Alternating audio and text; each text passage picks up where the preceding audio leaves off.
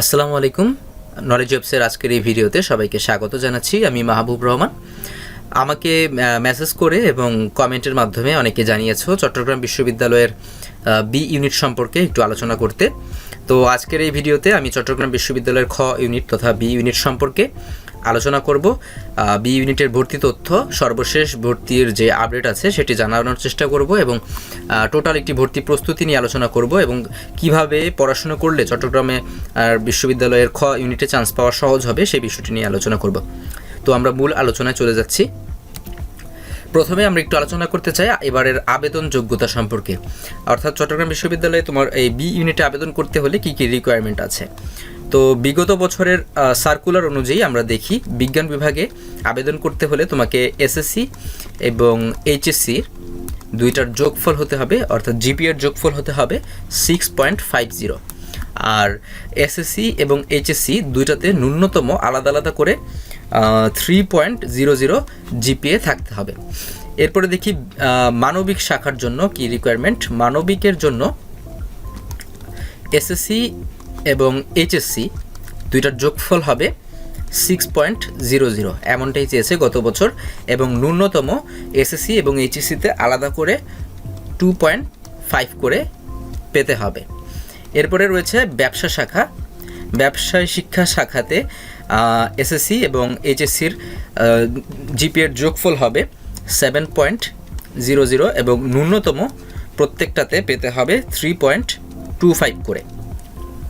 তো আমরা যদি এই বছরের ক্ষেত্রে চিন্তা করি, এবছরে যেহেতু ঢাকা বিশ্ববিদ্যালয়ে 0.50 করে বেড়েছে, সুতরাং চট্টগ্রাম বিশ্ববিদ্যালয়েও জিপিএর রিকোয়ার্ড জিপিএর পরিমাণ বাড়ানো হতে পারে। সেক্ষেত্রে আমাদের সম্ভাব্য জিপিএ হতে পারে বিজ্ঞানের ক্ষেত্রে 7.00, মানবিকের ক্ষেত্রে হতে পারে 6.50 এরকম, কিংবা ব্যবসা শাখার ক্ষেত্রে হতে পারে 7.5। এর থেকে বেশি হওয়ার কথা না, তবে হলে এই রকম কিছুটা হতে পারে অথবা অপরিবর্তিতও থাকতে পারে। তো আরও একটি বিষয় আমরা আজকে জেনেছি, যে এই বিষয়টি যে এবারের ভর্তি পরীক্ষা অনুষ্ঠিত হবে 22 জুন থেকে শুরু হয়ে ধাপে ধাপে সেটা 8 জুলাই পর্যন্ত অনুষ্ঠিত হবে। তো এই তারিখটি এখন পর্যন্ত অপরিবর্তিত। এই তারিখটি জানা গেছে যে এই তারিখে অনুষ্ঠিত হবে, তবে কোন দিন কোন বিভাগের কোন ইউনিটের পরীক্ষা হবে সেই বিভাগ ভিত্তিক তারিখটি এখনও জানানো হয়নি, হয়তো খুব শীঘ্রই সেটা জানানো হবে।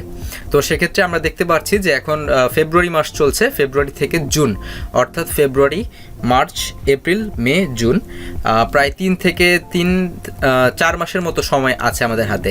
তো এইটা যথেষ্ট সময় খ ইউনিটের প্রস্তুতির জন্য। তো আজকে আমি এখন সম্পূর্ণ প্রস্তুতি নিয়ে আলোচনা করব। তার আগে কিছু জিনিস দেখে নিচ্ছি যে খ ইউনিটে যেই সাবজেক্টগুলো রয়েছে, এখানে বেশ কিছু সাবজেক্ট রয়েছে, টোটাল প্রায় 1221টি সিট রয়েছে। সুতরাং এটা খুব সহজ, খ ইউনিটে চান্স পাওয়াটা খুব একটা কঠিন কিছু না এবং অনেক বেশি পরিমাণ সিট রয়েছে। আর এখানে বিজ্ঞান, মানবিক এবং ব্যবসায় শিক্ষার অর্থাৎ সব ইউনিটের সব বিভাগের স্টুডেন্টরাই পরীক্ষা দিতে পারবে। সেক্ষেত্রে এই ইউনিটতে বেশ প্রতিযোগিতা হয়। তো প্রথমে দেখি কী কী সাবজেক্ট রয়েছে, যেমন বাংলা, ইংরেজি, history, Islamic history, language and linguistics, আরও কিছু রয়েছে ফার্সি, লিটারেচার, পালি, সংস্কৃত, তারপর রয়েছে Bangladesh studies, philosophy, Islamic studies. অনেক গুরুত্বপূর্ণ, অনেক চাহিদা সম্পন্ন সাবজেক্ট রয়েছে এবং অনেক বেশি সিট রয়েছে এই ইউনিটটিতে। সুতরাং তোমরা যারা খ ইউনিটের প্রস্তুতি নিচ্ছ তারা খুব ভালোভাবে প্রস্তুতি নাও এবং প্রতিযোগিতায় টিকে থাকার জন্য যথেষ্ট পরিমাণ পড়াশোনা করো। এরপরে দেখি মানবন্টন সম্পর্কে। এবার গত বছরের সার্কুলার অনুযায়ী বাংলাতে মার্ক ছিল হচ্ছে 35 মার্কের পরীক্ষা হতো, ইংরেজিতে ছিল 35 এবং জেনারেল নলেজেও অর্থাৎ সাধারণ জ্ঞানে ছিল 35। এভাবে টোটাল 100 মার্কের পরীক্ষা হয়েছিল। তো এই বছরের সার্কুলার যদি খুব বেশি পরিবর্তন না করে সেক্ষেত্রে এইরকমই থাকার কথা, অর্থাৎ টোটালে এরকম 100 মার্কেরই পরীক্ষা হওয়ার কথা। তবে যদি কিঞ্চিত পরিবর্তন করেও সেক্ষেত্রে খুব বেশি পরিবর্তন করা হবে না, হয়তো এর সাথে জিপিএর 20 মার্ক যুক্ত হতে পারে, অথবা এমনও হতে পারে যে টোটাল মার্ক 80তে পরীক্ষা নিতে পারে, পাশাপাশি 20 জিপিএ নিয়ে টোটাল 100 মার্কের পরীক্ষা নিতে পারে। তো এর বেশি পরিবর্তন হওয়ার কোনো সম্ভাবনা দেখছি না। তো এবার আমরা আলোচনা করব একে একে বাংলা, ইংরেজি এবং সাধারণ জ্ঞানের প্রস্তুতি সম্পর্কে। তো প্রথমে যদি আলোচনা করি বাংলা সম্পর্কে, বাংলায় আমাদের 3টি অংশ রয়েছে। প্রথম যে অংশটি রয়েছে সেটি হচ্ছে বাংলা প্রথম পত্র। এরপরে 2 নম্বরে যে বিষয়টি রয়েছে সেটি হচ্ছে ব্যাকরণ, 2 নম্বর পার্ট, আর 3 নম্বর পার্ট হচ্ছে বিরোচন পার্ট। এখন আমি দেখাবো কোন পার্টটি কত বেশি গুরুত্বপূর্ণ। আমার মনে হয় যে বাংলা প্রথম পত্র, ব্যাকরণ এবং বিরোচন তিনটাই গুরুত্বপূর্ণ। এই তিনটা থেকে প্রশ্ন আসে, তবে বেশি গুরুত্ব দিব আমি বাংলা প্রথম পত্রকে। কেননা বাংলা প্রথম পত্র থেকে দেখা গেছে বিগত বছরগুলোতে 35টা প্রশ্নের মধ্যে প্রায় 16 থেকে 17টা প্রশ্ন বাংলা প্রথম পত্র থেকে এসেছে, এবং ব্যাকরণ থেকে এসেছে প্রায় 7-8টা কিংবা 10টার মতো প্রশ্ন, আর বিরোচন থেকে 5-6টার মতো প্রশ্ন আসে। সুতরাং সবগুলোই গুরুত্বপূর্ণ। তো আমি সবাইকে একটু অনুরোধ করব যে বাংলা প্রথম পত্রটা একটু ভালোভাবে পড়ার জন্য, কারণ অনেকেই ব্যাকরণের সমস্যা থাকে, ব্যাকরণে আগে থেকেই ঘাটতি থাকে। সেক্ষেত্রে বাংলা প্রথম পত্রটা যদি একটু ভালোভাবে পড়া থাকে সেক্ষেত্রে নাম্বারটা তোলাটা অনেকটা সহজ হবে, সেক্ষেত্রে বাংলাতে পাস করাটা অনেক বেশি সহজ হবে আমি মনে করি। তো বাংলা প্রথম পত্র কীভাবে পড়তে হবে? বাংলা প্রথম পত্রের এইচএসসি যেই বাংলা প্রথম পত্রের যে বইটা আছে সেটা খুব ভালোভাবে পড়তে হবে। শুধুমাত্র রিডিং পড়ে গেলে হবে না, তাহলে কোনো উপকারে আসবে না। এমনভাবে পড়তে হবে যেমন কবিতাগুলোতে কয়টা পাখির নাম আছে, কয়টা ফুলের নাম আছে, ফলের নাম আছে, এই বিষয়গুলো পর্যন্ত আমাদের জানা থাকতে হবে। পাশাপাশি কবি পরিচিতিটা খুব ভালোভাবে পড়তে হবে, কবিদের উল্লেখযোগ্য রচনা, উল্লেখযোগ্য গ্রন্থ এবং জন্মসাল, মৃত্যুসাল, এই বিষয়গুলো খুব ভালোভাবে পড়তে হবে। এরপর রয়েছে ব্যাকরণ। ব্যাকরণটা আমরা পড়ব হচ্ছে নবম দশম শ্রেণীর বোর্ড বই, যেটা বাংলা দ্বিতীয় পত্র বইটি রয়েছে, সেই বইটি থেকে আমরা এই অংশটা পড়ব, বাংলা দ্বিতীয় পত্র বইটি। এছাড়া সৌমিত্র শেখর স্যারের একটি বই রয়েছে, সেই বইটি আমরা ফলো করতে পারি বাংলা দ্বিতীয়ের জন্য, ব্যাকরণের জন্য। এরপরে বিরোচন পাঠটি রয়েছে, একে একে আমি এই বিষয়গুলো আলোচনা করব। বিরোচন পাঠটিতে এটাও আমরা নবম দশম শ্রেণীর বই থেকে কিংবা সৌমিত্র শেখর স্যারের বই থেকে আমরা পড়তে পারি। তো এবার আমরা আলোচনা করব ব্যাকরণ অংশে কোন টপিকগুলো বেশি গুরুত্বপূর্ণ এবং গুরুত্ব দিয়ে পড়তে হবে। ব্যাকরণে আমরা যেই বিষয়গুলো দেখছি আমি এখানে উল্লেখ করেছি বেশ কিছু টপিক, তোমরা এটি আমি স্ক্রিনশট অথবা পিডিএফ আকারে আমি ডেসক্রিপশন বক্সে দিয়ে দেবো, তোমরা সেখান থেকে দেখে নিতে পারো। তো আমি একটু তোমাদের মার্ক করে দিচ্ছি যে কোন টপিকগুলো খ ইউনিটের জন্য বেশি গুরুত্বপূর্ণ হবে। প্রথমে আমি মার্ক করব হচ্ছে বাংলা ব্যাকরণের আলোচ্য বিষয়, এটি অনেক বেশি গুরুত্বপূর্ণ। এরপরে রয়েছে ধ্বনি পরিবর্তন, এই টপিকটি। এরপরে রয়েছে কারক বিভক্তি, এটা আমি 3 স্টার দিয়ে বাধ্য হব, কারণ এই টপিক থেকে প্রায় প্রশ্ন আসে। নত্যবিধান, সত্যবিধান, এটা অনেক গুরুত্বপূর্ণ। এরপরে রয়েছে প্রকৃতি প্রত্যয়, সমাস, সন্ধি, তারপর রয়েছে উপসর্গ, উক্তি পরিবর্তন, এই বিষয়গুলো, এই টপিকগুলো অনেক বেশি গুরুত্বপূর্ণ খ ইউনিটের জন্য বা বি ইউনিটের জন্য। তো পাশাপাশি আমি যেই টপিকগুলো লিখেছি প্রত্যেকটা টপিক অনেক বেশি গুরুত্বপূর্ণ, তো যেইগুলো দাগ দিলাম সেই টপিকগুলো বেশি গুরুত্বপূর্ণ। তো তোমরা নবম দশম শ্রেণীর বাংলা দ্বিতীয় পত্র বইটি ধরে ধরে প্রত্যেকটা টপিক শেষ করবে, এবং শেষ করলে এই ব্যাকরণ অংশ থেকে খুব কঠিন কোনো প্রশ্ন, মানে খুব কঠিন প্রশ্নের সম্মুখীন হতে হবে না, খুব সহজে অ্যান্সার করতে পারবে। আর আরও একটি বিষয় যেটা জানিয়ে রাখছি, বাংলার ক্ষেত্রে এবং প্রত্যেকটার ক্ষেত্রেই তোমরা প্রশ্ন ব্যাংক, যে বিগত বছরের প্রশ্নগুলো আছে সেই প্রশ্নগুলো পড়ে ফেলবে এবং প্রশ্ন ব্যাংকটা পর্যালোচনা করে দেখবে যে কোন টপিক থেকে বেশি প্রশ্ন আসে। কেননা চট্টগ্রাম বিশ্ববিদ্যালয়ের রেকর্ড যা বলছে যে প্রশ্ন ব্যাংক থেকে অনেক প্রশ্নই রিপিট হয়ে থাকে প্রতি বছর। তো সেক্ষেত্রে প্রশ্ন ব্যাংকটা খুব ভালো করে পড়তে হবে। এরপরে আমি দেখছি যে বিরোচন পার্টে কী কী রয়েছে। বিরোচন পার্টে রয়েছে বাগধারা, এক কথায় প্রকাশ, বিপরীত শব্দ, সমার্থক শব্দ, শুদ্ধি অশুদ্ধি, সমুচ্চারিত, ভিন্নার্থক শব্দ। এই ক্ষেত্রে বিপরীত শব্দ, তারপর রয়েছে সমার্থক শব্দ, বাগধারা, এই টপিকগুলো বেশি গুরুত্বপূর্ণ। আর সমার্থক শব্দের ক্ষেত্রে অর্থাৎ শব্দার্থ অনেক সময় এই বাংলা প্রথম পত্র যে বইটা রয়েছে এইচএসসির, ওই বইটা থেকে অনেক সময় এই শব্দার্থগুলো আসে। তো এইগুলা নবম দশম শ্রেণীর বাংলা দ্বিতীয় পত্র বই থেকে তোমরা পড়ার চেষ্টা করবে। আর হচ্ছে শব্দার্থগুলো এই বই থেকেও পড়বে, পাশাপাশি এইচএসসির যে বাংলা প্রথম পত্র বই রয়েছে সেই বইটা থেকেও তোমরা শব্দার্থগুলো ভালোভাবে পড়বে। এরপর আমরা দেখব ইংরেজিতে আমি কয়েকটা ভাগে ভাগ করব। প্রথম যে ভাগটি রয়েছে সেটি হচ্ছে কম্প্রিহেনশন। এরপরে রয়েছে গ্রামার, এরপরে ভকেবুলারি, এই 3টি ভাগে ভাগ করব। তো কম্প্রিহেনশনটা অনেক বেশি জরুরি। কম্প্রিহেনশন থেকে প্রতি বছরই একটা প্যাসেজ আসে এবং একটা প্যাসেজ থেকে প্রায় 6 বা 7টা প্রশ্ন থাকে এই কম্প্রিহেনশন থেকে। তো কম্প্রিহেনশনটা একেবারে অপরিহার্য তোমাদের জন্য। তো কম্প্রিহেনশনটা আমাদেরকে পড়ার জন্য প্র্যাকটিস করতে হবে বেশি বেশি। তোমরা ইংলিশ ফর টুডে যে বইটা রয়েছে সেই বইটা বেশি করে পড়তে পারো। পাশাপাশি বিভিন্ন বইতে প্র্যাকটিস পাওয়া যায়, বিভিন্ন কম্প্রিহেনশনের প্র্যাকটিস দেওয়া থাকে, সেগুলো প্র্যাকটিস করতে পারো এবং ভোকাবুলারির উপরে জোর দিতে পারো। কেননা কম্প্রিহেনশনের বোঝার জন্য তোমাকে আগে অর্থ বুঝতে হবে এবং মূল থিমটা বুঝতে হবে। কারণ কম্প্রিহেনশন থেকে সরাসরি প্রশ্ন হয় না, যেই প্রশ্নগুলো হয় সেই প্রশ্নগুলোর উত্তর থাকে কিন্তু একটু ঘুরিয়ে পেঁচিয়ে এই প্যাসেজের মধ্যে দেওয়া থাকে, সেক্ষেত্রে খুব সুন্দর মতো পড়তে হবে। আর কম্প্রিহেনশনের ক্ষেত্রে তোমাকে আমি একটা সাজেশন দেবো, সেটা হচ্ছে যে প্রথমে আগে প্রশ্নগুলো পড়বে, যেই প্রশ্নগুলো থাকবে ABC করে অথবা 1-2 করে 1 থেকে 6টা প্রশ্ন থাকতে পারে, এই 6টা প্রশ্ন প্রথমে পড়ে নেবে, এরপরে তুমি প্যাসেজটা পড়তে যাবে, তাহলে তোমার উত্তর করা অনেকটা সহজ হবে। আর যদি তোমার কম্প্রিহেনশনের প্রতি একটু দুর্বলতা থাকে সেক্ষেত্রে আমি তোমাকে সাজেস্ট করবো যে এটা একেবারে শেষে অ্যান্সার করার জন্য, কারণ প্রথম দিকে সময় নষ্ট হতে পারে। এরপরে রয়েছে গ্রামার পার্ট। গ্রামার পার্ট তো অনেক বেশি গুরুত্বপূর্ণ, গ্রামার নিয়ে আমি কিছুক্ষণের মধ্যে আলোচনা করব। গ্রামার এবং ভোকাবুলারি নিয়ে এখনই আলোচনা করছি।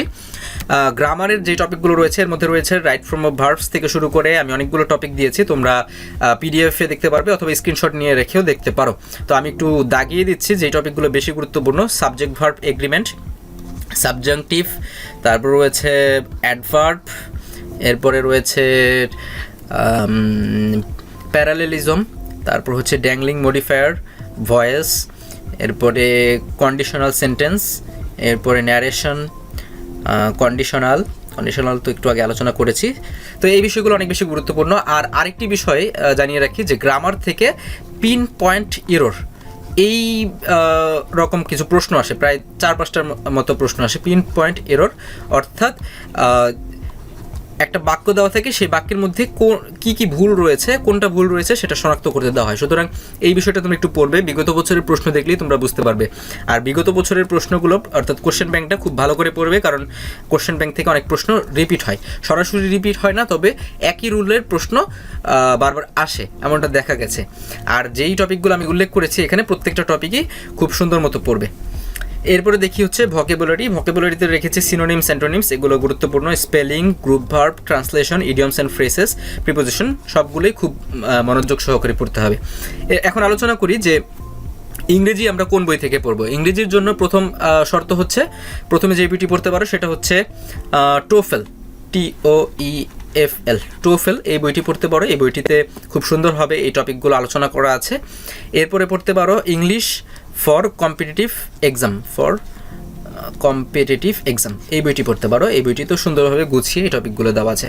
তো তোমাকে আগে প্রথমে সিলেক্ট করতে হবে যে তুমি কোন বইটাকে মূল বই হিসেবে পড়বে। তুমি যদি টোফেল পড়তে চাও ঠিক সেক্ষেত্রে টোফেলটা আগে সম্পূর্ণ করো, এরপরে তুমি ইংলিশ ফর কম্পিটিটিভ এক্সাম এটা পড়তে পারো। আর যদি প্রথমে ইংলিশ ফর কম্পিটিটিভ পড়ো, পরে তুমি টোফেল পড়তে পারো। টোফেলের বাংলা ভার্সনও পাওয়া যায়, সেক্ষেত্রে চিন্তার কিছু নেই। তোমার যদি ইংলিশ পড়তে সমস্যা হয় সেক্ষেত্রে বাংলা ভার্সন পড়তে পারো। এরপরে আরেকটা বিষয় সেটা হচ্ছে ভোকাবুলারির জন্য কী কী পড়তে হবে। ভোকাবুলারির জন্য সাইফুরস যে ভোকাবুলারি বইটা আছে সেই বইটা পড়তে পারো, সাইফুরস ভোকাবুলারি। তো এই 3টা বইয়ের বাইরে আর তেমন কিছু পড়ার প্রয়োজন বোধ করি না ইংলিশের জন্য। এরপর আলোচনা করব সাধারণ জ্ঞান নিয়ে। সাধারণ জ্ঞানের মধ্যে আমি ভাগ করব 4টা অংশে। প্রথমটা হচ্ছে বাংলাদেশ সম্পর্কে, বাংলাদেশ বিষয়াবলী। এরপরে রয়েছে আন্তর্জাতিক বিষয়াবলী, এরপরে রয়েছে মৌলিক কিছু তথ্য, আর এরপরে রয়েছে সাম্প্রতিক। প্রত্যেকটাই অনেক বেশি গুরুত্বপূর্ণ। আর বিশেষ করে সাম্প্রতিক, চট্টগ্রাম বিশ্ববিদ্যালয়ে সাম্প্রতিক থেকে অনেক প্রশ্ন আসে। অনেক প্রশ্ন আসতে বলতে যে যদি 30টা প্রশ্ন থাকে সেক্ষেত্রে 4-5টা প্রশ্ন সাম্প্রতিক থেকে আসে অনেক সময়। আর এগুলোতে একেবারে অতি সম্প্রতি থেকে প্রশ্নগুলো আসে। আমি যতটা নিজের অভিজ্ঞতা যতটুকু হয়েছে যে সাম্প্রতিকগুলো খুব অতি সম্প্রতি ঘটনাগুলো আসে। অর্থাৎ তোমার যদি পরীক্ষা হয় জুন মাসে, সেক্ষেত্রে এপ্রিল মে মাসে যে ঘটনাগুলো ঘটেছে সেই ঘটনাগুলো বেশি গুরুত্বপূর্ণ আমি মনে করি। তো একে একে আমি আলোচনা করি। এবার প্রথমে আলোচনা করি বাংলাদেশ বিষয়াবলী নিয়ে। বাংলাদেশ বিষয়াবলীতে আমি বেশ কিছু টপিক উল্লেখ করেছি, এর মধ্যে আমি কিছু টপিককে তোমাকে গুরুত্ব সহকারে পড়তে বলছি। যেমন উপজাতি, এটা অনেক বেশি গুরুত্বপূর্ণ চট্টগ্রাম বিশ্ববিদ্যালয়ের জন্য। এরপরে জাতীয় দিবস, এরপরে রয়েছে আন্তর্জাতিক অঙ্গনে বাংলাদেশ, তারপরে রয়েছে সংবিধান, এটা অনেক বেশি গুরুত্বপূর্ণ। এরপরে বাজেট, এটা থেকে প্রশ্ন আসে প্রায়ই। ঢাকা বিশ্ববিদ্যালয় সম্পর্কে প্রশ্ন আসে, খেলাধুলা সম্পর্কে প্রশ্ন আসে, তারপরে বাংলাদেশের প্রাচীন ইতিহাস, মুক্তিযুদ্ধ সম্পর্কিত প্রশ্ন থাকবেই মাস্ট। এরপরে এই বিষয়টি, এই টপিকটা অনেক বেশি গুরুত্ব, বিভিন্ন স্থানের পুরাতন ও প্রাচীন নাম, এটা খুব গুরুত্ব সহকারে পড়বে, এটা আমি 3 স্টার দিলাম। প্রত্যেকটা টপিকই গুরুত্বপূর্ণ, তবে আমি একটু গুরুত্ব বিবেচনায় এই টপিকগুলো একটু দাগ দিয়ে দিচ্ছি। এরপরে রয়েছে বাংলা সাহিত্যের ইতিহাস, গুরুত্বপূর্ণ সংবাদপত্র, সাহিত্য পত্রিকা এটা। তারপর রয়েছে ভাস্কর্য, বিখ্যাত বই, তারপর বিখ্যাত চিত্রকর্ম, ঐতিহাসিক গুরুত্বপূর্ণ স্থান, এই বিষয়গুলো। তো সবগুলো টপিকই তোমরা পড়বে, ধরে ধরে পড়বে। জুবাইরস জিকে বইটি ফলো করতে পারো এই বইতে, অথবা খন্দকার জিকে, এই বইগুলোতে তুমি সবগুলো টপিক পেয়ে যাবে। তো এরপর আলোচনা করছি আন্তর্জাতিক বিষয়াবলী নিয়ে। আন্তর্জাতিক বিষয়াবলীর মধ্যে অনেকগুলো টপিক আমি এখানে উল্লেখ করেছি, প্রত্যেকটাই গুরুত্বপূর্ণ, তবে আমি কিছু বেশি গুরুত্বপূর্ণ টপিকগুলো দাগিয়ে দিয়েছি, যেমন পূর্ব নাম, তারপর হচ্ছে বিভিন্ন দেশের সংক্ষেপে পুরো পৃথিবীটা সম্পর্কে জানতে হবে, মানচিত্রটা খুব ভালো করে পড়তে হবে, আন্তর্জাতিক দিবসসমূহ, তারপরে উপজাতি, ভৌগোলিক উপনাম, তারপরে বিভিন্ন শহর গুরুত্বপূর্ণ, জাতিসংঘ তো মাস্ট, জাতিসংঘ থেকে প্রশ্ন আসে প্রায়, আন্তর্জাতিক সংস্থা, তারপরে বিভিন্ন জোট, আন্তর্জাতিক সম্মেলন, আন্তর্জাতিক চুক্তি, এগুলো থেকে প্রশ্ন আসে। এরপরে সাবেক উপনিবেশ, সংস্কৃতি ও সাহিত্য, নোবেল পুরস্কার থেকে প্রতি বছরই একটি প্রশ্ন থাকে, অস্কার পুরস্কার রয়েছে, এছাড়া অন্যান্য কিছু পুরস্কার আছে গুরুত্বপূর্ণ, যেমন বুকার সহ আরও কিছু কিছু পুরস্কার।